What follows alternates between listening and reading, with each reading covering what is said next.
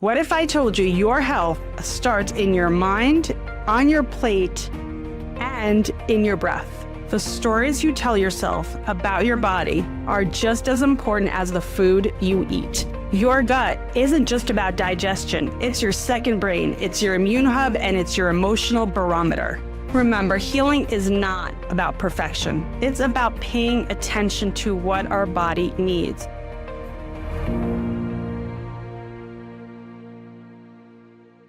Hello, everybody, and welcome back to the Good Gut Feeling Podcast, where we digest modern medicine with old world wisdom. I am Dr. Alexandra Shastita, the host of your weekly podcast. I am excited for today's topic because it really brings it all together. Your gut isn't just about digestion. It's your second brain, it's your immune hub, and it's your emotional barometer. As a gut health specialist, I often say gut health is ground zero for your health. You gotta fix your gut, because it is the interface. It is the central point of how we take energy in the form of food, in the form of nutrients from the outside, bring them into our body, and utilize them for what we need, which is energy, which is metabolism, which is immunity, which is hormone production, and more and more and more. The digestive system integrates all those beautiful gifts that we take from the outside. It churns them and it makes them ours, specifically for what we need today, for what we need at the moment. It's not just about cutting out gluten or going on a very restrictive or a fad diet or the diet that everyone's talking about. It's really understanding our body's unique ecosystem, which is the microbiome, which is our experiences, which is where we live, how we live, our age and our relationships, and all that plays into how we process the food. The stories you tell yourself about your body are just as important as the food you eat. So if you think your body's broken, then you will be making subconscious choices that reinforce that belief. What does that mean? First of all, think about how you speak about your bodies. Even words, I am sick, my body's broken, my health is terrible. And even more than that, how many times have we heard people say, I am a blank patient, I am a cancer patient, I am a Crohn's patient? The identity of the illness creates a framework of a belief system that we are diseased. God forbid. So what happens when we have a belief system that my body's broken, my body's incapable of healing, or maybe even further, I am not worthy of healing. Maybe I think I'm a bad person and I don't deserve health. Maybe not consciously, maybe consciously I'm in pain and I'm suffering and I do want help. But deep down, I don't believe I'm worthy. Or maybe I don't believe I'm worthy of having true health. I'm just maybe worthy of not having horrible symptoms. Well, we attract what we believe. If I have a negative mindset about myself, I'm going to be attracting that. And I'm going to be attracting that subconsciously, and even more so. There is something called secondary gain. You guys might have heard of it. It is very, very, very common. So maybe I have a secondary gain from being sick. Maybe my mindset is, yes, my symptoms are terrible and I feel bad. I feel like crap. But my marriage is so bad that the only time I get attention is when I'm sick. So not consciously, because most of us would not consciously determine that. Most of us would say, I want to get better.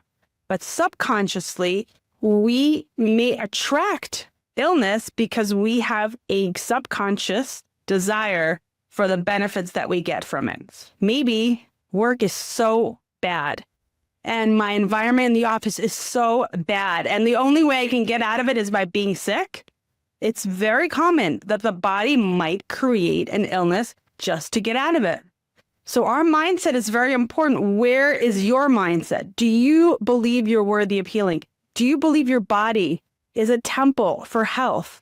Do you believe that all your symptoms are not part of you? They're external to you. There's something that you may be experiencing. It may be something that someone else told you have, but you know it's not yours. You are a perfect, healthy body. You are a vessel, a temple for health.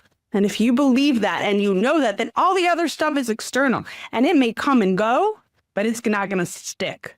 And this is one problem that I have seen so frequently in the traditional Western model, because we tell people, you have this condition and you are going to have it for the rest of your life. And the only thing you can really do is medicate the symptoms, but you're never going to heal and you're never going to be cured. Well, that's a terrible thing for a person to believe. And we tell people that all the time as a medical community, and we need to do better because every incurable disease has been cured by at least one person. And we have to ask ourselves, what is it? What is it about that person that healed themselves from the disease that I need to have? Is it the discipline to eat well? Is it the mindset that I'm healthy? Is the belief system that I can completely heal? What about food? Food isn't just calories. It is communication and information, and every bite is telling you something. The food has information. So when you're eating anti-inflammatory foods, like leafy green vegetables and turmeric and omega-3 oils, you're telling yourself, I'm safe and I'm being healed. But all of us know that ultra-processed foods are not good. And yet when we still eat them, you know what we tell our body? We tell our body, you're in danger. And I'm putting a harmful substance in my body and you better beware. So it is very important. It's not just what's in the food. It's our relationship with the food. It's our mindset about the food. So we've talked a lot about nutrients and what's good for us and how to eat. But it's not only that. It's the information we're giving with the food. So if I eat something that I believe is good for me versus a food that I know is bad and then I'm cheating and I just don't have the discipline, we're telling ourselves two very different things. And the truth is, and I have seen this many, many times, there are people who have a belief system about certain foods. These types of foods are bad. Those types of foods may not be bad for them, actually, but because they have a belief system and a fear of eating certain foods, they are likely to react from those foods in a bad way.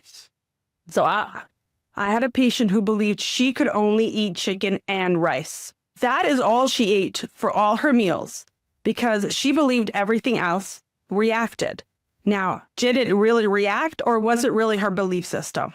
I believe it was a combination of both. She had some reactions that she began to fear a lot of foods, and then it became a vicious cycle of fear of food, creating a reaction, and a very limited diet.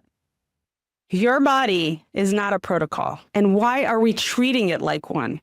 Diet, health, and healing protocols need to be personalized. We are not treating diagnoses. I get a lot of potential patients call my office and ask, do I have experience treating condition X and condition Y? And I understand why. But the truth is every person is different. And just because we lumped a number of people who have some similarities in their outward condition, whether it is their symptoms or it is a lab test, and we lump them into a diagnosis, this is Crohn's disease, this is ulcerative colitis, this is gastritis, this is IBS. But all those people are individuals with individual root causes. So what happens when we treat everyone the same? There are some people that are going to do well with that treatment. There are some people that are not going to do well with that treatment. And there are some people that are going to do poorly with that treatment. They're going to react from that treatment. They're going to have a negative response. So where do you fall in? Are you willing to take the risk?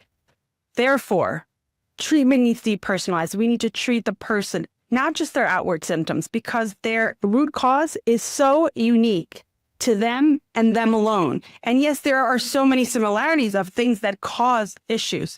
The mind-body connection, it's huge. But your mind-body connection and your experiences and your traumas and your relationship are different from mine and different from your friend and different from every patient that I have.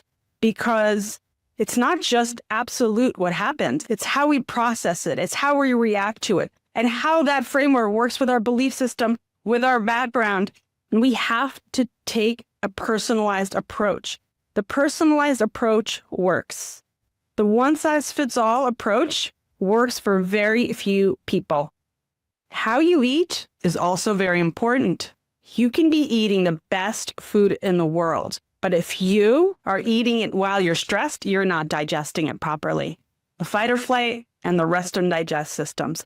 They're called sympathetic and parasympathetic. And most of the day we're in fight or flight. Most of the day, we are active. Our brain is active. Our heart is racing. Our limbs are active. So our sympathetic, our fight or flight system is activated because we know that we need to send energy to these parts of the body, not the stomach and the intestines and the liver and the gallbladder. Those organs are activated when we are in a calm place, when we are relaxed. So if we are calm and relaxed, we digest our food effectively. If we are stressed, busy, not mindful, doing something else that is taking our attention away from the food, we are most likely in fight or flight mode, and most likely our food is not being digested optimally. What does that mean? That means, 1, our nutrients are not being absorbed effectively. Number 2, our food is not being metabolized properly because are we needing to store the fat? Are we needing to burn the fat? It's hard for the body to tell when the body's in fight or flight mode. When it's in rest and digest mode and the body's balanced, the body knows what to do. This needs to be stored, this needs to be used, this nutrient needs to be absorbed, and it needs to go here, and it needs to go there. I encourage all my patients to take a few moments before you eat and check in with yourself. It doesn't have to be an hour meditation before dinner. You check in with yourself. Where am I? Am I present with the food? Am I in a calm state?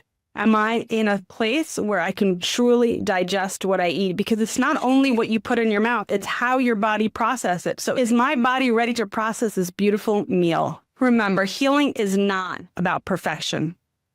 We can be healthy and be very imperfect. It's about paying attention to what our body needs. It's about being mindful. It's about being aware. It's about listening. Do I need to relax a little bit before I eat? Do I need to eat this food? Is this food really what my body is craving in a real way, that my body needs in a real way? Where is my mindset? What am I thinking about when it comes to my health, when it comes to my digestion, when it comes to this food? Am I looking at this food and I'm saying, wow, this food is amazing and it's healthy and it's going to bring me to where I want to be? Or am I eating this food and saying, wow, I really hope I don't wake up sick tomorrow? Food, mindset, and mindfulness, you can bring your body, your mind, and your emotions into real, true, lasting health. Thank you for listening. And if you like what you heard, please subscribe and share with a friend. You can find a whole lot more info on wholegut.com. And I look forward to seeing you all next week. Stay healthy, stay gutsy, and see you soon.